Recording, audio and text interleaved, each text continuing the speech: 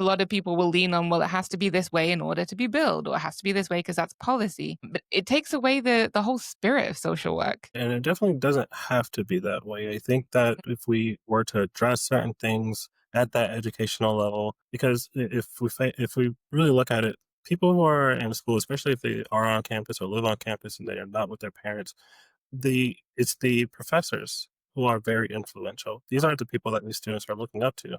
And when you tell them clinical path is the way to go, well, they're listening and they're going to follow that advice because why would you steer them wrong? Why would you tell them anything that's not going to be beneficial to them? And so they're going to follow suit. And again, all of these things we're talking about, they're just elements that reinforces this pipeline. And so if you really if you make yourself aware of all the topics that we've been talking about and all the different facets of this issue, you'll notice how, you know, it's not easily resolved. There's a lot of things that have to change and happen before this pipeline can be disrupted at all. And I think my focus is to make sure that I focus on the MSW level or the educational level, because I think that's where career trajectories are really set. I think it's where field placements, since that's where field placements happen, that's where you're going to get that practical experience to gain the confidence and competency to look for those jobs that you want, or more to the point, look for those jobs that you feel qualified for. And I think a lot of students just don't feel qualified for a lot of the things that they want to do. And so when you separate, when I say separate, not the military, when you graduate, um, you still have a lot more to do, a lot more education to seek. You have to work towards your licensure. Even if you want a job that's not clinical, there's a lot of jobs out there that, and and again, this is further legitimizes the LCSW. There are jobs out there that require you to have an LCSW. You have to be able to have supervision, be able to provide supervision. Um, and you don't even like it would be a supervisor position or something like that. And they want you to know everything that the levels below you know, which makes sense to an extent. But you shouldn't need an LCSW to manage or to run an organization. I think that that's a whole other set of skills that you probably would get from a business degree or a leadership course or something like that.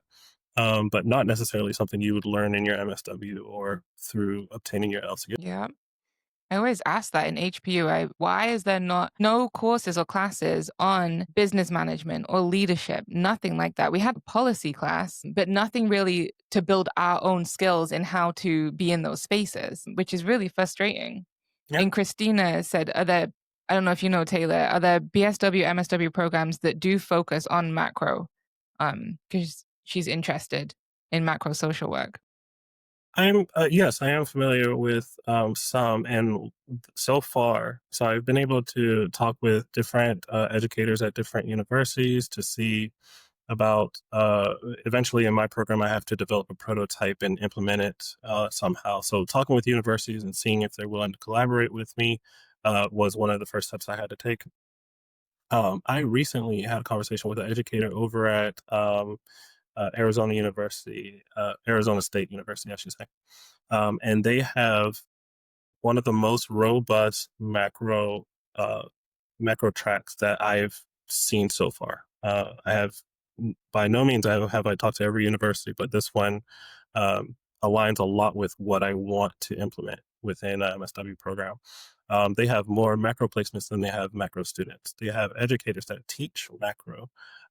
They have macro panels where professionals will come in and talk to these students and give them a perspective that's not from their educators. And they even have a certification through the Network for Social Work Management. I think that's what it's called. And they work with them to provide a management certification that can help them, you know, with their CV or their resume to get into those spaces. The issue, though, is what I found out through that conversation was that this pipeline that I'm talking about is more than just a structural issue because they have the structure, they have the resources, and yet their macro track is dwindling. People are still going into the clinical field, and so I had to think, even if with all of the structure in place, what is it that is driving these individuals to still go into clinical fields and not even explore this macro?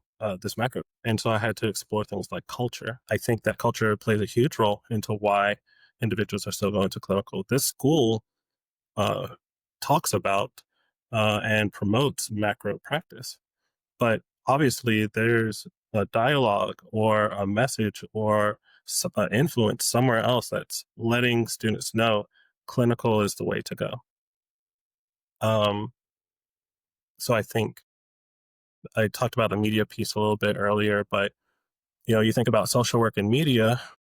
Chances are you can only really attest to seeing a CPS worker, and probably not even in a positive light.